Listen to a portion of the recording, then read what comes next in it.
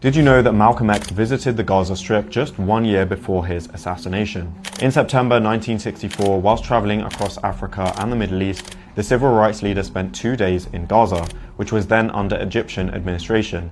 He visited refugee camps, mosques, hospitals and markets, and met Palestinians who had been displaced by the Nakba in 1948. According to his travel diaries, Malcolm X spent time in the Khan Yunis refugee camp, which was created in 1949. After leaving Gaza, he went back to Cairo and met with members of the newly formed Palestinian Liberation Organization, or PLO, including Ahmed Ashukari, the group's first chairman. Just days later, Malcolm X would publish his most detailed essay on the Palestinian cause, titled Zionist Logic. He warned that Zionism was a new form of colonialism disguised as benevolence. Today, his historic trip has been reimagined in the form of a coloring book, Malcolm X in Gaza, published by our colleague Azad Essa and illustrated by artist Nati Ngoben, who we spoke to about the book he illustrated. We did a lot of research to get what Malcolm could have seen when he visited the Middle East and Africa. We wanted to also introduce kids to a Gaza, before the genocide and the destruction. We wanted kids to know that Palestine is a place with its people, its culture, and give kids access to Malcolm's legacy and what he stood for. My first question essentially is, what personally drew you to write about Malcolm X's journey in Gaza and illustrate for a coloring book? Well, first of all, let me just mention that I am part of a media collective called Social Bandit Media, and our aim really is to create learning material for kids, just for kids to make sense of the world around them. So what we do is we will tackle an issue that is currently happening with Malcolm X in Gaza. The coloring book really started last year with my first ever coloring book called From the River to the Sea, which was published in February of last year. First of all, I've always wanted to do material on Palestine because I've been following the conflict for many, many years. But I just wanted to do something like, what can I do to teach kids about this moment? Last year, the South African lawyers approached the ICJ with the charge of genocide against the Israeli government.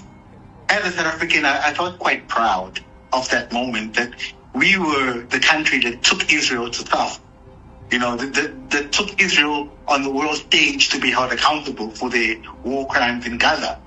The coloring book idea with my team, Social Bandit Media, and I came about where we also consulted teachers and parents, journalists on the ground, activists, creatives, about the coloring book.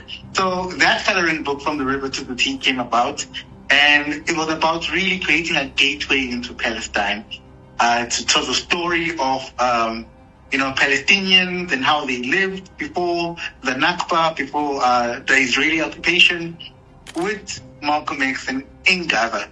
We wanted to continue the tradition of the first coloring book, From the River to the Sea. And this year marks 100 years since the revolutionary thinker and activist Malcolm X was born. And we wanted kids to have access to his legacy. And just as you said earlier as well, that not many know about his trips to the Middle East in the 1960s. And my team and I, I'm very, very fortunate to have them. We did a lot of research to get what Malcolm could have seen when he visited the Middle East and Africa. We also consulted with a Palestinian academic who gave us access to the poet Harun's writing that when he spent time with Malcolm in the 2 days when he visited Gaza. So we had access to those writings, and we wanted to also introduce kids to a Gaza, before the genocide and the destruction. We wanted kids to know that Palestine is a place with its people, its culture, its society, its flora and fauna, and to really give kids access to Malcolm's legacy and what he stood for. Because in a lot of Malcolm's interviews back in the days, he spoke about the hypocrisy of the United States and the double standards of the United States, which we still see today. Just wanted to highlight Malcolm's 100-year anniversary and also his trip to Gaza, and also what it's meant to be in solidarity with not just the people that are in your country, but those that are around the world who are going through similar oppressions and genocide. So kind of when you were doing your research, what stood out for you in Malcolm X's visit to Gaza, and how did you convey that in the book? So while we were doing our research, first of all, Malcolm, he was a very brilliant man. Like he was very descriptive in his thoughts and what he could have seen. There was an image where I had to like recreate, where Malcolm visited Khan Yunis refugee camp.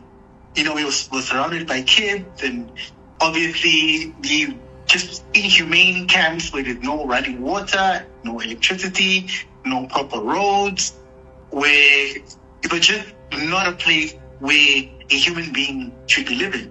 So this broke Malcolm's heart, really, and I had to really use my artistic ability to try and create what he could have seen at the Khan Yunis refugee camp. Because as many people in South Africa who are unaware that Malcolm was also a bit of a photographer as well.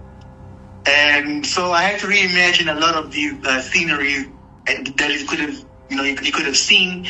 And in the images, I really tried to convey his emotions. It had me thinking while we were doing this research that would Malcolm, the question that I had for myself, I guess, was, would Malcolm be proud of a coloring book? The whole point of the work that, I do with my team is to keep the conversation going, is to shine light on the fact that the world has forgotten about Palestine. And we cannot wait 10, 20, 40 years for this kind of material to exist. We have to capture it right now during this genocide. And what has the response been like to the book? And also I thought, I recall seeing some backlash to the previous book, From the River to the Sea. So was there any backlash to this one, and what kind of backlash was there? But initially, what was the response to this book? So just to touch on the first one, From the River to the Sea, there's been quite a lot of backlash it all started May of last year with the Jewish Board of Deputies, and they basically put out a statement saying that we've come aware of this coloring book that is floating on the shelves of South African bookstores, and such work shouldn't be allowed to be published in a democratic South Africa, and that we are disgusted by the content of this book. And mind you me, they've only just seen the cover of the book, not even what the book entails. So that backlash happened, which caused Exclusive Books, one of South Africa's biggest book chain store. They removed the book from their shelves, and fortunately for me and my team, we were met with a lot of support from pro-Palestinian groups in South Africa. I think the whole boycott and backlash lasted for about a week until Exclusive Books put out a statement, two statements actually. The first one saying that they did not censor or approve books. The second one saying that after carefully reviewing the content of this coloring book. So for me, it was quite confusing. Like, okay, which one is it? Do you allow all content, or do you have to review first to see if it's not offensive to Zionism? So that was the backlash of the first book, which actually, before the backlash, we had sold 3,000 copies. And after the backlash, we sold about 10,000 more copies of the first coloring book. Mm-hmm. And also, for those who never knew that Malcolm visited Gaza, I've had a lot of people saying that I had no idea, and this book is very educational. And I love how it doesn't focus on Malcolm's biography, because there's quite a lot of books on his biography, even a film on his life. So, but something about him specifically visiting Gaza, it's close to being unheard of. So I've had people really connecting positively with the book.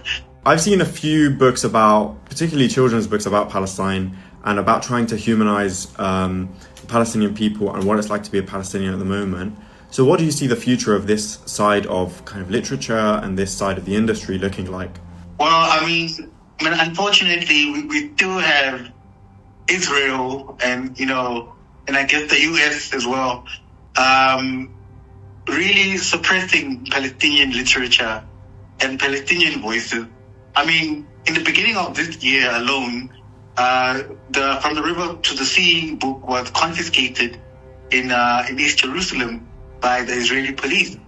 And they accused it of inciting hate and violence and being Hamas propaganda. You know what that means? Apparently the truth is Hamas propaganda.